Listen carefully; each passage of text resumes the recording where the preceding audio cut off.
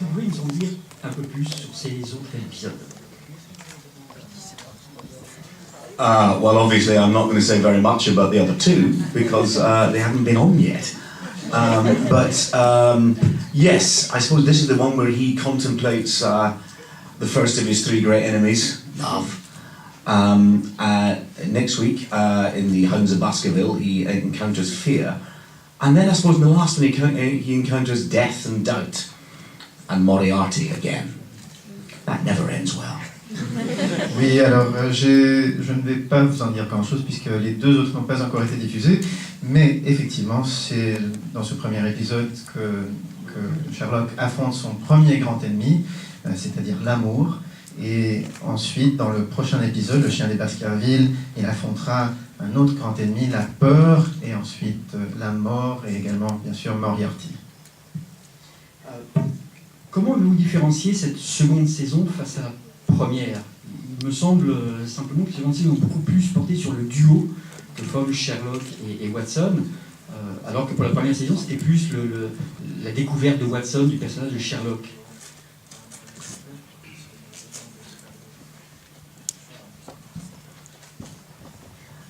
I don't know. There isn't much of a shift. I think it's always starring the friendship. It's always principally featuring the two of them. I suppose the first series is a little bit about the redemption of John Watson from a bruised and damaged war hero, and the second series is more about potentially the fall of Sherlock Holmes as he encounters all his frailties, all the weaknesses that he thinks he is not vulnerable to. En fait, je ne suis pas sûr qu'il y ait vraiment une différence de ce point de vue, puisque pour les deux séries, la lumière est sur l'amitié, vraiment, qui est au centre de la scène. C'est dans la première série qu'on voit surtout la rédemption de John Watson, qui a été blessé en guerre. Et dans la deuxième série, on voit peut-être un peu plus Holmes, qui se perd un peu, qui est face vraiment à ses pires faiblesses. Alors il y a des micros qui sont à votre disposition, donc si vous levez la main, ça va être à vous. J'avais promis une question, j'en ai fait deux, mais maintenant c'est à vous. Non, on va dire que je vous utilise la parole, donc... Vas-y, je vais pas timide. Voilà. Merci. Bonsoir. Je voulais demander à Steven, puisqu'en 2007 il a interprété Jekyll, et puis il a donné aussi sa version de Doctor Who, et puis aussi de Tintin au cinéma, et maintenant c'est Sherlock Holmes. Je voulais savoir quel travail il effectuait en amont pour s'approprier le matériau et le réinterpréter, et puis aussi s'il y avait d'autres personnages qu'il souhaiterait faire à sa manière.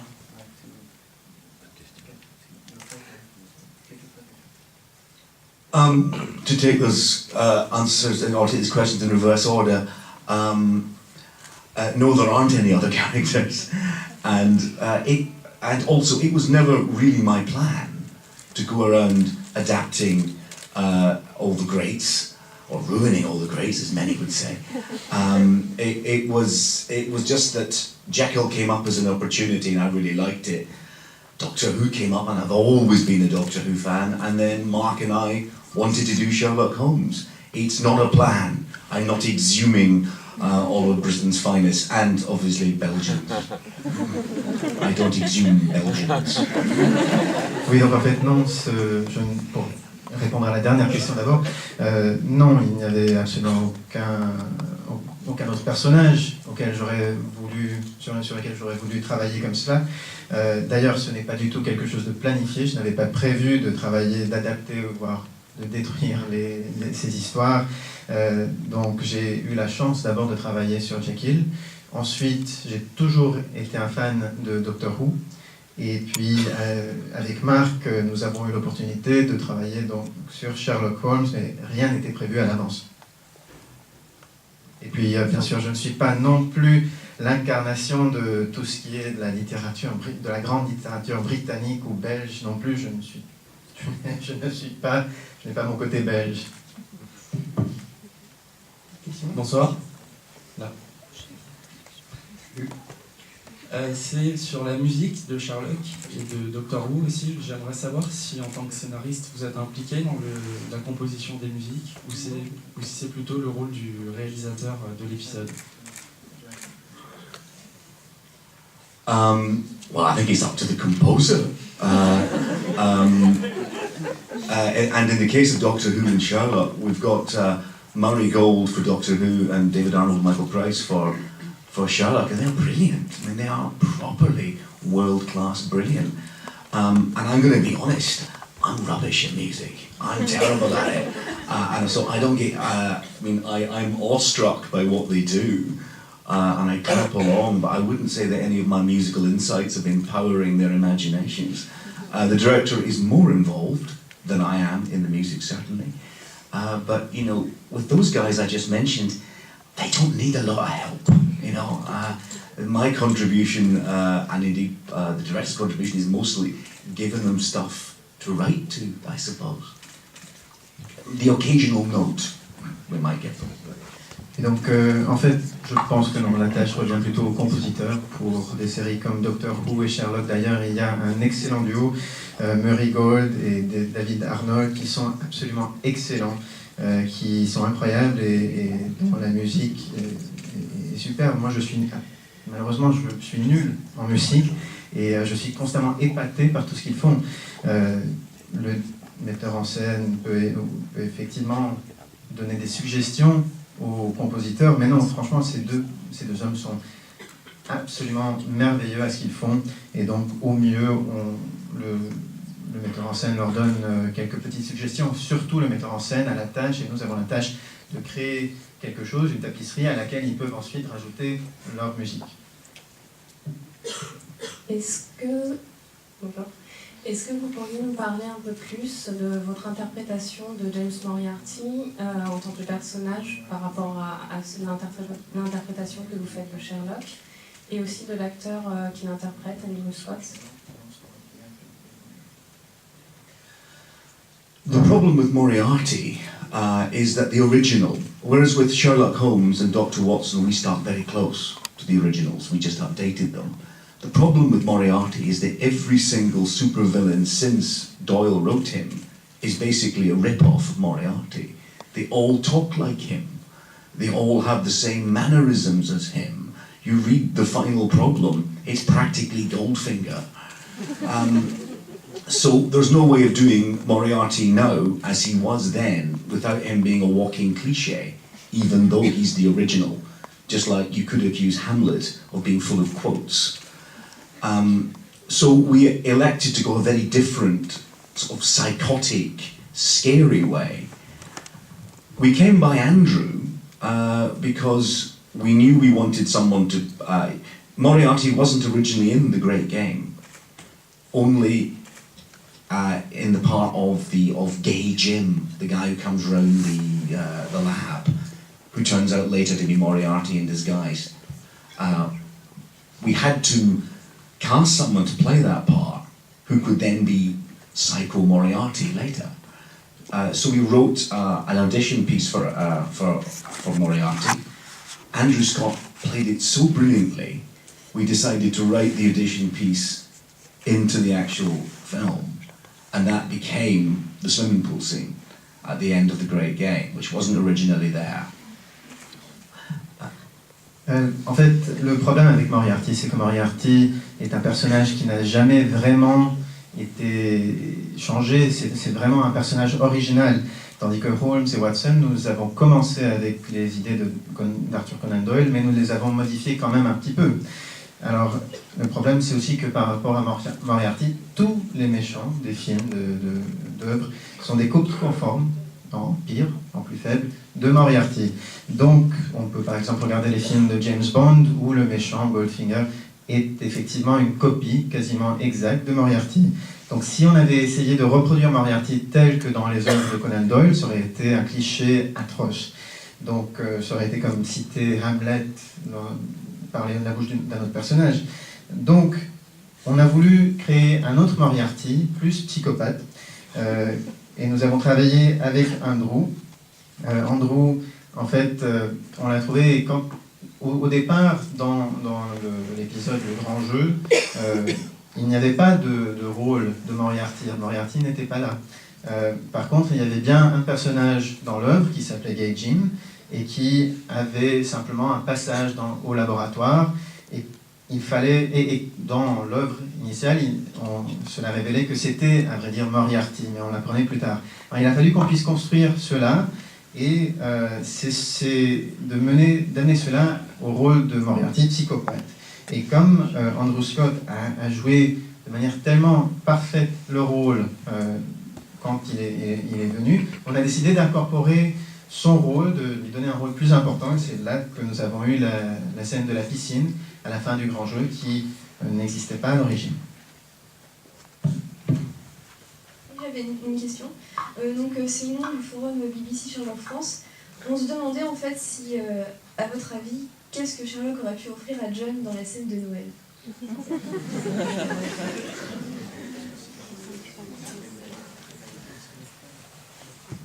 Shouldn't imagine he bothered. He's Sherlock Holmes. I'm sure he woke up that morning completely oblivious to the fact it was Christmas Day and bemused that anyone would expect a gift from him. I can't imagine. In fairness, I doubt John got him a gift either. They're blokes, they'd have a Christmas present truce. Yeah. En fait, à mon avis, c'est Sherlock Holmes, donc il a dû se dire que ce n'est pas la peine. Il a dû se réveiller le matin et il ne s'est même pas rendu compte que c'était Noël. Et donc, cadeau? Quel cadeau? Non. Et puis, bon, à mon avis, Watson ne lui a pas donné quoi que ce soit non plus. Probablement, ce sont des mecs qui se sont dit, pour Noël, on fait la trêve de Noël, on ne se donne pas de cadeaux. Hi. Whose idea was it to include so much text on screen because it's so iconic now? Where was that from? Oh, sorry, hello. Ça serait bien si vous leviez la main quand vous posez une question, parce que comme ça, ça permet de nous repérer. That was Paul McGuigan. The very first episode to be shot was The Great Game, the third episode of the first series. And in that, there are a lot of texts. And Paul doesn't like cutting away to cameras, to phones. So he elected, and he told me he was going to do this, just to put the text on the screen, which I thought sounded awful. But then walking past the cutting room, I saw it, and I thought it looked brilliant. At the time, because I'm always very late with my scripts, I was still writing A Study in Pink. And I loved it so much, I wrote it in as to use during the Pink Lady deduction scene with you seeing Sherlock's heads-up display of all the things he's seeing. So I slightly expanded Paul's brilliant idea. Now, of course, everyone's at it. We're all trying to find new ways to use that text on screen. But 99% of the credit, I have to say, goes to Paul McGuigan. En fait, la question était à qui a donné l'idée d'avoir autant de textes? Était-ce prévu au départ d'avoir autant de textes affichés sur l'écran?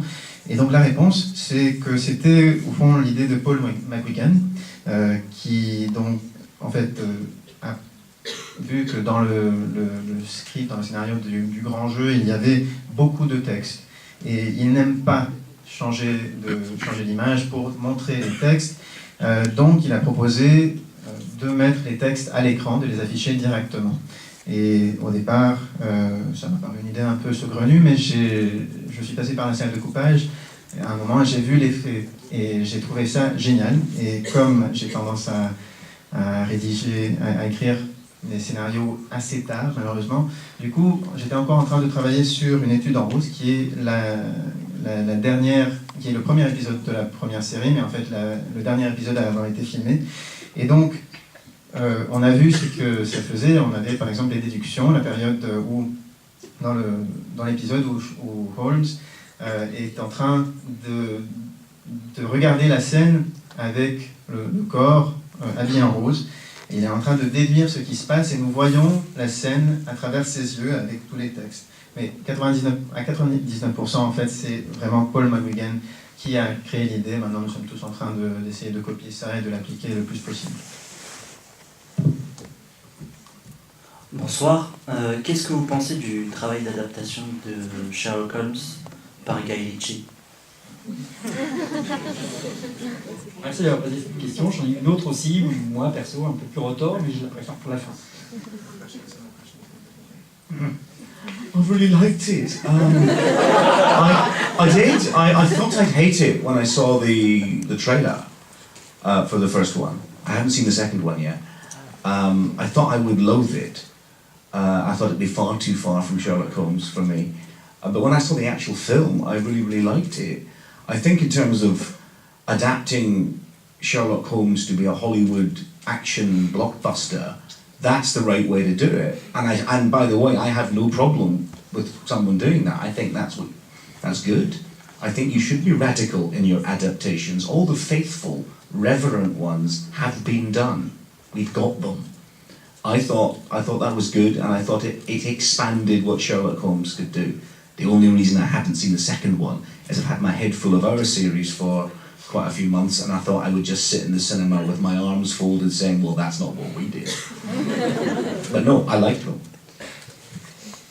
En fait, je l'ai vraiment aimé. J'ai vu le premier, je n'ai pas encore vu le deuxième, mais je l'ai vraiment aimé. J'ai pensé au départ, en voyant la bande-annonce, que je n'allais pas aimer du tout.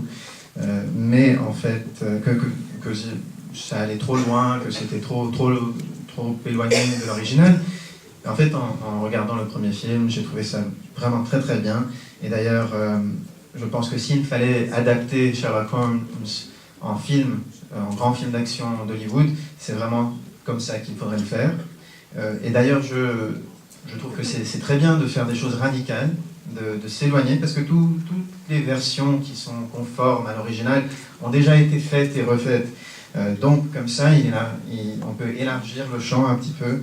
Et je n'ai pas encore vu le deuxième, simplement parce que depuis des mois, je travaille sur notre série. Et donc, je me suis dit que je me retrouverai au cinéma avec les bras croisés en me disant « on ne sait pas ce qu'on a fait ». Donc, j'attends. Moi, j'ai une question qui est une réplique de ce qu'on vient de voir. Comment on arrive à savoir ce qu'il y a dans la tête de Sherlock Holmes, surtout quand on doit écrire après et le créer lui, comment on arrive à rentrer dans sa tête?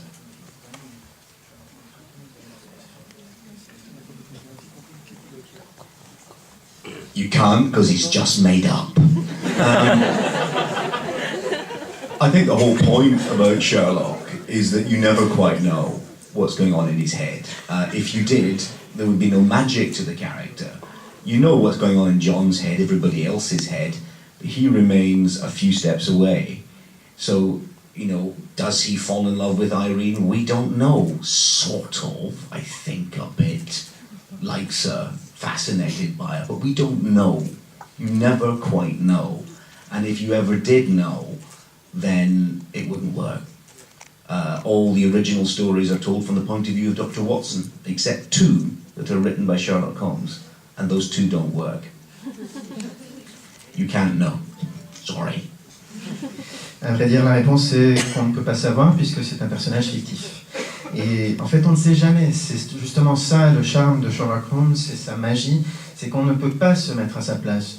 On peut se mettre à la place de John Watson, et d'ailleurs on le fait, mais Sherlock Holmes est plus loin, et il est incompréhensible. Est-il vraiment tombé amoureux d'Irène? On ne sait pas. Peut-être, c'est possible, mais en tout cas, il a été hypnotisé par elle. Mais finalement, on ne saura pas. Et comme d'ailleurs les œuvres écrites l'ont montré, habituellement, ils étaient présentés par le Dr. Watson. Il n'y a que 2 œuvres qui étaient du point de vue de Holmes, et ce n'était pas parmi les meilleures. Bonsoir. Moi, j'avais une question qui concernait plutôt votre travail en collaboration avec Mark Gatiss, puisque vous êtes co-scénaristes tous les 2 sur la série.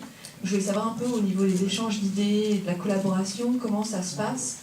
Et vous êtes plutôt habitué à ça, puisque sur Doctor Who, vous conviez souvent des scénaristes aussi à écrire certains épisodes. Donc j'aimerais savoir un peu comment ça se passe pour se concilier les idées et créer une série ensemble. We happily call ourselves co-writers, but technically we never are. We always write our own scripts. The way we collaborate is that we talk endlessly first about what's going to be in it and how we're going to do it. Sometimes we have those conversations before we even know which story we're going to do. and we have them about the stories that neither of us write. But you know, there is one scene, not telling you which, that the two of us did sit and write together once. But for the most part, we write separately, but talk endlessly first. I kind of think it's more efficient that way. We can both write Sherlock. We don't need to be in the room to write the dialogue together, but we do need both of us to be in the room to break the story of the series and the story of the individual episode. So that's how it works. It's not how it works for everyone, but that is how it works. En fait, je suis ravi de pouvoir dire que nous sommes co-scénaristes, mais la réalité, c'est que nous n'écrivons pas ensemble, pas réellement. Nous parlons, nous discutons en long, en large et en travers des sujets, des histoires, de ce qu'on voudra écrire. Mais, en fait, une fois qu'on en a discuté, parfois on en discute même sans savoir exactement pour quel épisode ou par rapport à quelle histoire de Conan Doyle nous allons écrire. Mais ensuite, et je pense que c'est d'ailleurs plus efficace de cette manière, on écrit chacun individuellement, puisqu'on n'a pas besoin d'être ensemble dans une pièce pour écrire le dialogue. Par contre, on a bien besoin d'en discuter en profondeur pour décider de ce qui va se passer dans l'histoire et dans l'épisode. Oui, voilà. La saison 2 montre l'humanisation de Sherlock. Je voulais savoir s'il pensait aller dans cette direction dès le début de l'écriture. I think if you look at the original stories, he progresses in the first few stories from being a sort of amoral, autistic, cold, humourless man through the stories to being I'd never say he's quite a hero, and he's certainly never a nice man, but he becomes a kinder, warmer, braver, more heroic version of him. So yes, we are letting him go up down that path, and this year is very much about exposing him to the big scary emotions and seeing him become more of a man, I suppose. Both in the sense, a man in the sense of humanizing, but a man in the sense of growing up. This isn't the fully formed Sherlock Holmes. As Mark and I keep saying, he's 20 years from the full Rathbone, so he's still developing. But yes, it is a plan. Never reducing him. I think it increases him as he becomes a sort of almost hero. En fait, si vous regardez dans les histoires de Conan Doyle, vous pouvez voir effectivement qu'il y a une progression du personnage qui commence au début en étant un personnage qui est plutôt froid, plutôt autiste, sans humour, et qui progressivement se développe qui ne sera jamais vraiment un héros, ni un type gentil, mais il devient plus chaleureux, plus courageux et quand même quelque part plus héroïque. Et c'est effectivement ce qu'on fait aussi. C'est qu'on l'a exposé là à plus d'émotions négatives, difficiles, et on voit sa progression, il devient quelque part plus un homme. Et un homme dans le sens plus humain, mais également un homme dans le sens d'être un adulte. Et le Sherlock Holmes qu'on voit ici à l'écran n'est pas le Sherlock Holmes incarné par Basil Rathbone, un fondateur britannique, il y a 20 ans. Donc, c'était effectivement prévu, c'est ce qu'on voulait dans le développement du personnage, qui en devient plus riche. Bonsoir. Je voulais poser une question à propos des fanfictions. C'est-à-dire que Sherlock a une énorme communauté de fans dans le monde, et dont beaucoup en fait écrivent leurs propres histoires. Et je voulais savoir si lui, pour écrire les épisodes de la série, restait ancré au canon et aux écrits de Doyle, ou aussi lisait des écrits de fans. Et ça amène une seconde question. Il y a des fans qui ont même écrit une fanfiction sur Twitter en créant des comptes pour les personnages et en les faisant s'échanger, les personnages de la série. Et je voulais savoir si lui-même n'était pas tenté d'écrire autre chose que des épisodes, à savoir pourquoi pas lui-même des nouvelles, ou bien des films, ou sur tout autre support, toujours sur le personnage de Sherlock. Je ne sais pas si on a le temps. J'ai demandé s'il y avait beaucoup d'épisodes, s'il ne pouvait pas faire plus d'épisodes, mais vous me tuez.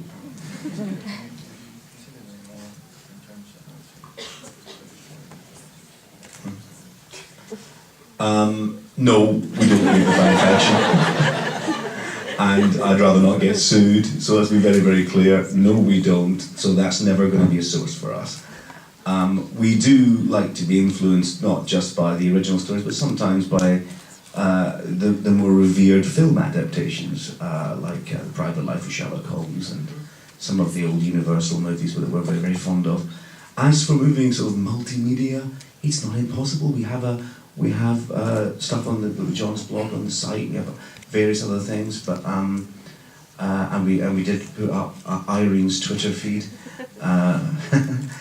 Now expired, obviously. No, I regret to say, fan fiction is not the source. I think Sherlock is fan fiction in itself. It doesn't need any more. En fait, non, la réponse concrète, tout simplement, nous ne lisons pas les fanfictions, nous ne voulons pas non plus nous inspirer de cela pour éviter tout procès. Et en plus du canon, évidemment, qui existe et qu'on utilise, nous nous basons également sur d'autres adaptations, d'autres interprétations, par exemple les grands films représentant Sherlock Holmes, comme la vie privée de Sherlock Holmes et d'autres. En ce qui concerne les autres médias, oui, certainement, nous avons le blog de John Watson sur le site, nous avons créé un compte Twitter pour Irène, mais qui, bien sûr, pour les raisons qu'on voit, est désormais arrêté.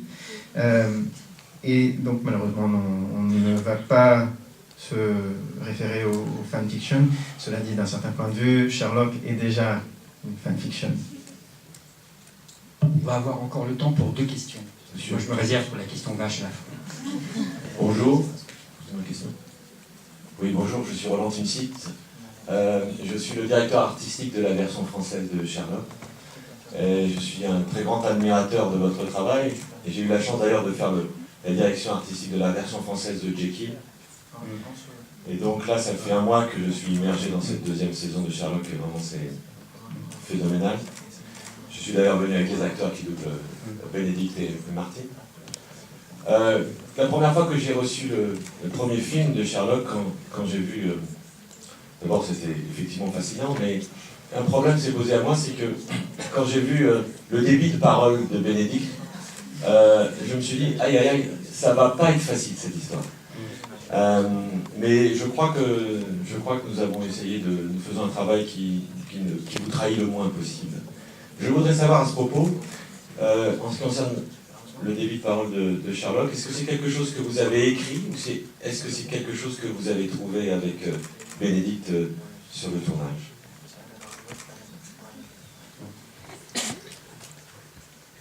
Sue, that's the man who has to do the dubbing. And he's asking about speed.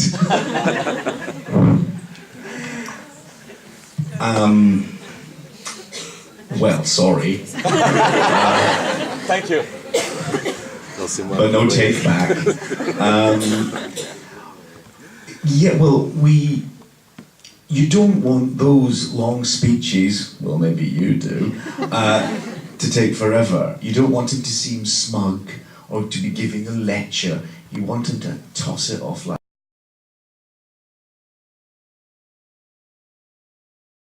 And Benedict was very, very keen at first to do that. It is, I mean, look, I sympathise with your actress sitting there, but Benedict has to do it without the script.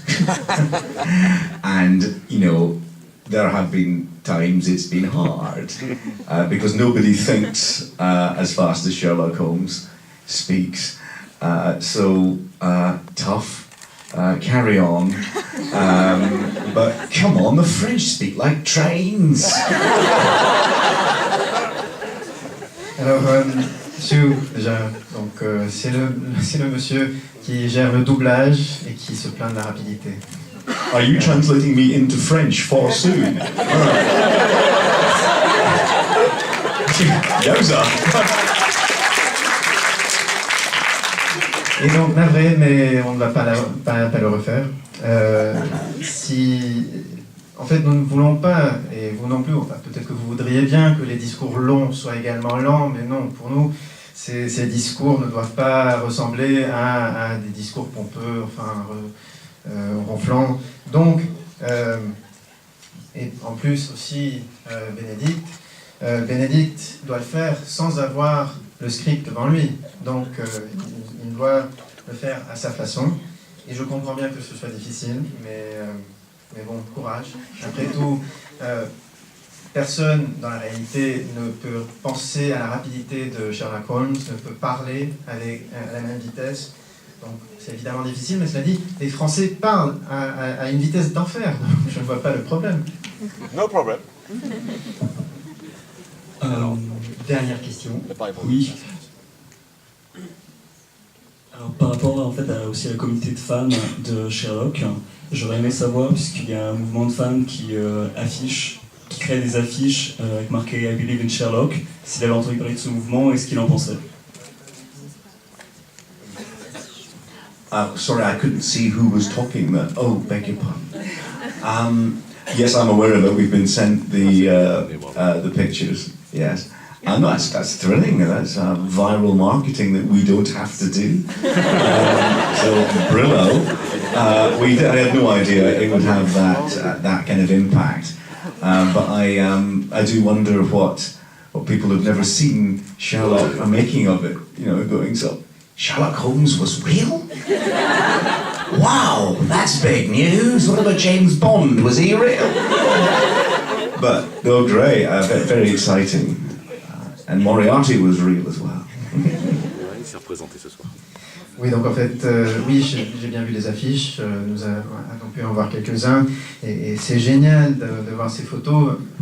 C'est du marketing viral qui est fait gratuitement, duquel on ne doit pas se charger. Donc, et par ailleurs, on n'avait aucune idée de l'impact qu'aurait Sherlock Holmes. Et puis c'est aussi génial de voir des gens qui disent, qui réagissent, disent ah, Sherlock Holmes est basé sur la réalité. Ah bon?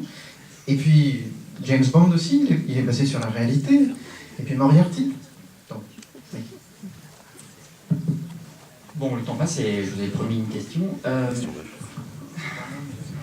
Sherlock est une série tellement brillante que vous êtes sans doute au courant, les Américains et CBS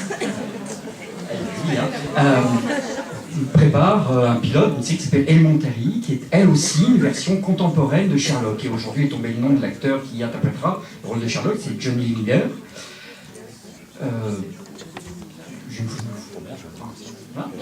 Qu'est-ce que vous en pensez?